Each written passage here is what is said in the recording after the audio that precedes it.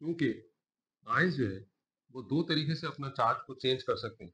तो अगर मैं ये कहूँ कि कोई भी एटम इलेक्ट्रॉन गेन कर रहा है तो उसके नतीजे में जो चार्ज पार्टिकल फॉर्म होगा उसे हम कहते हैं A9, that is negatively charge ion.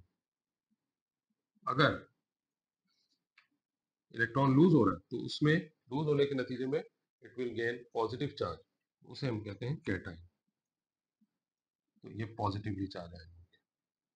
तो इस तरह तो नॉर्मली एनाइन जो है वो आप अगर ऑब्जर्व करेंगे तो नॉन मेटल्स की प्रॉपर्टी है।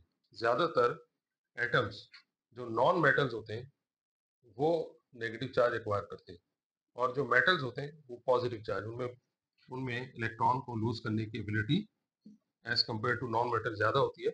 इसलिए पॉजिटिवली चार्ज कैरियर जो है वो कैटाइन कहलाते हैं।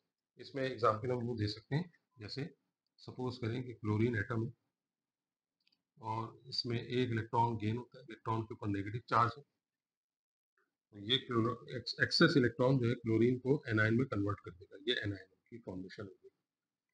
इसी तरह अगर कोई मेटल है लाइक सोडियम,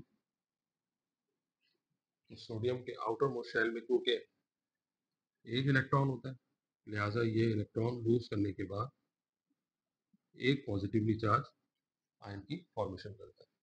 देखिए इस इक्वेशन से भी आप समझ सकते हैं कि अगर किसी इलेक्ट्रॉन का गेन हो रहा है किसी न्यूट्रल एटम में, तो ये केमिकल इक्वेशन ये बताती है कि लेफ्ट और राइट साइड पर कंजर्वेशन ऑफ चार्ज का होना जरूरी है।